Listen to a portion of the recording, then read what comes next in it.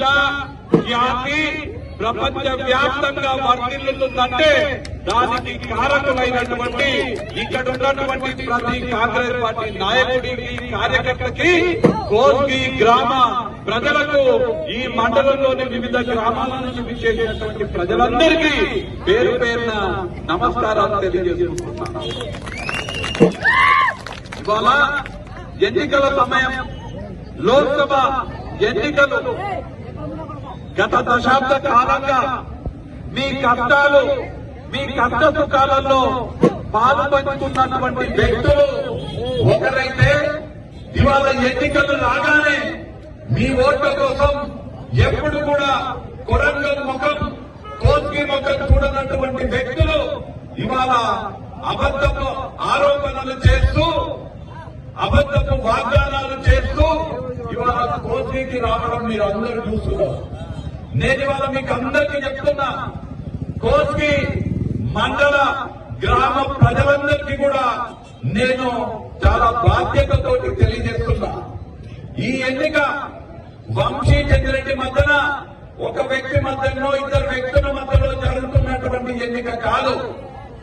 ఈ ఎన్నిక కాంగ్రెస్ పార్టీకి, ఇంకొక పార్టీకి జరుగుతున్నటువంటి ఎన్నిక కానే కాదు.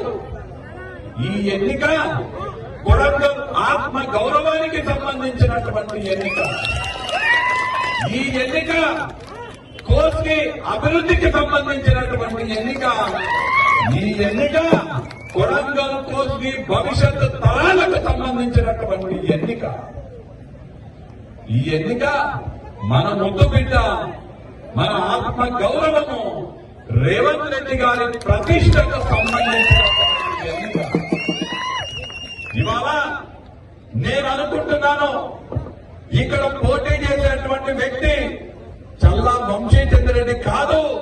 ఇక్కడ పోటీ చేస్తున్నటువంటి వ్యక్తి స్వయంగా మీరందరూ అభిమానించి, మీ అందరూ మీ గుండెలలో గూడు కట్టుకున్నటువంటి వ్యక్తి యనమల రేవంత్ రెడ్డి గారు అనే విషయాన్ని ఇవాళ చాలా మంది చాలా బూటకపు మాటలతోటి మన ముందుకు వస్తున్నారు. ఇవాళ నేను మీ అందరికీ తెలియజేస్తున్నా, మిమ్మల్ని అందరినీ కూడా ఆత్మ విమర్శ చేసుకొని ఈ ఎన్నికలలో పాలు పంచుకోవాలని నేను ఇవాళ మిమ్మల్ని అందరినీ కోరుతున్నా. ధర్మం ఎటువైపు ఉందో ఆలోచన చేయాలని మిమ్మల్ని అందరినీ కూడా నేను కోరుతున్నా. ధర్మం ఒక వ్యక్తి కొడంగల్ నియోజకవర్గానికి ప్రతి ఎకరాకు సాగునీరు అందించాలని పాటుపడుతున్నట్టు వ్యక్తి ఒకవైపు ఉన్నాడు.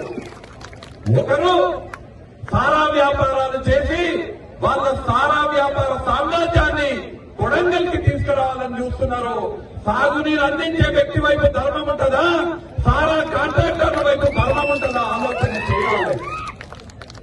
ఒక వ్యక్తి ఈ కొడంగల్ గడ్డపై పుట్టినటువంటి ప్రతి ఒక్క బిడ్డకి సిమెంట్ ఫ్యాక్టరీ పెట్టో, మెడికల్ కాలేజ్ పెట్టో, ప్రతి ఒక్క కాలేజ్ పెట్టి మీకు ఉద్యోగాలు ఇవ్వాలి, మీకు ఉపాధి కల్పన కల్పించాలని ఆలోచన చేస్తున్నటువంటి వ్యక్తి ఒక వ్యక్తి అయితే, మీ కోస్గిలా మన కోస్గిలా ఇంజనీరింగ్ కాలేజ్ పెట్టిన వ్యక్తి ఒకరైతే, మనం మన పిల్లలకు ఉద్యోగాలు ఇవ్వాలనుకుంటున్నాం, ఇంజనీర్లు చేయాలనుకుంటున్నాం, డాక్టర్లను చేయాలనుకుంటున్నాము. కానీ అలా వాళ్ళు మందు కళ్ళు అక్కడ అమ్మి ఇవాళ మందు కళ్ళని ఇక్కడ పాలించి మన భవిష్యత్తు తరాల వాళ్ళని పాడు చేయడానికి వస్తున్నారు. ధర్మము మన పిల్లలకు ఉద్యోగము, మన పిల్లలకు విద్య ఇచ్చే వాళ్ళ వైపు ఉంటుందా, మందు కళ్ళు అమ్మే వాళ్ళ వైపు ధర్మం ఉంటుందా? ఒకసారి ఆలోచన చేయాలి. ఆలోచన చేయాలి. కొడంగల్ ప్రజలు, కోస్గి ప్రజలు, ఒక వ్యక్తి ఇక్కడ ఉన్నటువంటి వనరులని ఉపయోగించుకొని సిమెంట్ ఫ్యాక్టరీ నిర్మిస్తే ఆ సిమెంట్ ఫ్యాక్టరీలో మీకందరికీ సంపద అందుతుంది, మన పిల్లలకు ఉద్యోగాలు అందుతాయని ఒక వ్యక్తి తీసుకుంటే, అక్కడ దొంగ క్రషర్లు పెట్టి మన గుట్టలని కొల్లగొట్టే వాళ్ళు ఇక్కడికి వచ్చి వాళ్ళ దొంగ క్రషర్లు పెట్టి ఇక్కడ వాళ్ళు మన సంపదని హరించనీకి వస్తున్నారు. ధర్మం ఎటువైపు ఉన్నదో కొడంగల్ కోస్గి ప్రజలు ఆలోచన చేయాలి. ఒక్కసారి ఆలోచన చేయండి మీరందరూ కూడా.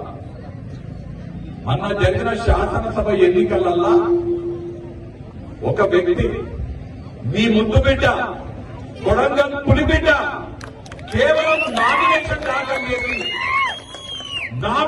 దాఖలు చేసి కొడంగల్కి రాకుండా ఆయనను గెలిపించే బాధ్యత తిరుపతి రెడ్డి గారి పైన మీ అందరి పైన పెట్టి రాష్ట్రం మొత్తం కూడా తిరిగి చెమట చిందించి రక్తాన్ని చిందించి సోనియా గాంధీ గారి నాయకత్వం, మల్లికార్జున ఖార్గే గారి నాయకత్వం, రాహుల్ గాంధీ గారి నాయకత్వం, రేవంత్ రెడ్డి గారి నాయకత్వం, తిరుపతి రెడ్డి గారి నాయకత్వం, జై కాంగ్రెస్, కొడంగల్ నాయకత్వం, గోకి నాయకత్వం. వేదికను అలంకరించిన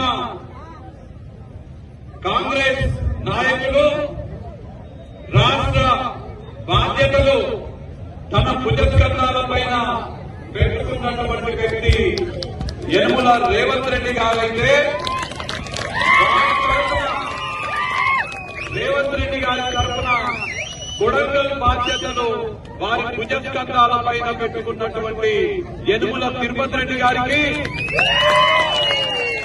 విజయ్ కుమార్ గారికి, నరేందర్ గారికి, అధ్యక్షులు రఘు గారికి, మున్సిపల్ చైర్మన్ గారికి, గోవర్ధన్ గారికి, ముత్తప్ప దేశ్ముఖ్ గారికి, కిష్టప్ప